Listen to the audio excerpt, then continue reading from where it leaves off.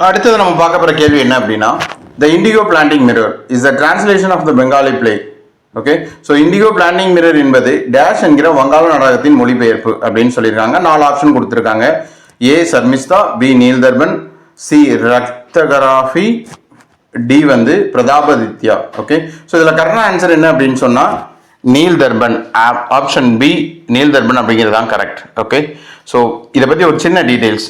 நீல்தர்பன் அப்படிங்கிறது 1960 பெங்காலியில் வந்த ஒரு நாடகம். இதை எழுதினவர் வந்து தீன் பந்துமித்ரா. ஓகே, ஸோ எதை பேஸ் பண்ணி வந்துச்சு அப்படின்னு சொன்னால் 1859 60களில் வந்து இண்டிகோ போராட்டம், இண்டிகோ ரிபல்லியன் அப்படிங்கிறது நடந்துச்சு. ஸோ அந்த போராட்டத்தை பேஸ் பண்ணி வந்தது தான் இந்த நீல்தர்பன் அப்படிங்கிறது. அதோட டிரான்ஸ்லேஷன் த இண்டிகோ பிளான்டிங் மிரர் அப்படிங்கிறது. ஸோ அது என்ன போராட்டம்? த இண்டிகோ ரிபல்லியன், இண்டிகோ போராட்டம் அப்படிங்கிறது என்ன அப்படின்னா, அந்த காலத்தில் பிரிட்டிஷ்க்கு நம்ம அடிமைப்பட்டு கிடந்தது தெரியும்.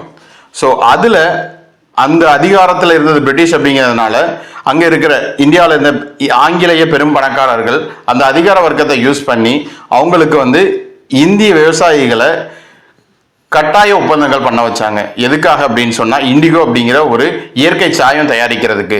இந்த விவசாயிங்களுக்கு வந்து கொஞ்சம் கூட அது எப்படி சொல்றது, கொஞ்சம் கூட அது வந்து ஆதரவாக கிடையாது. மிகப்பெரிய பாதக நிலை அந்த ஒப்பந்தம் எல்லாமே.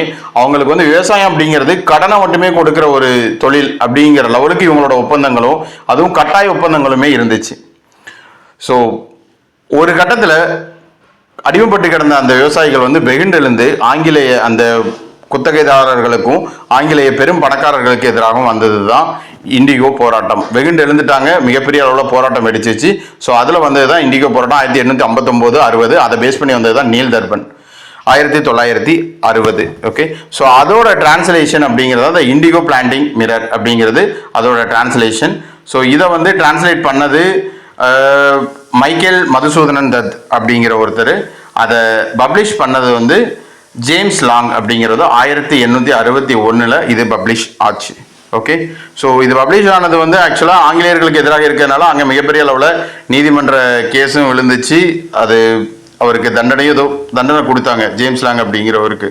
ஸோ இது கூடுதல் இன்ஃபர்மேஷன். தேங்க்யூ.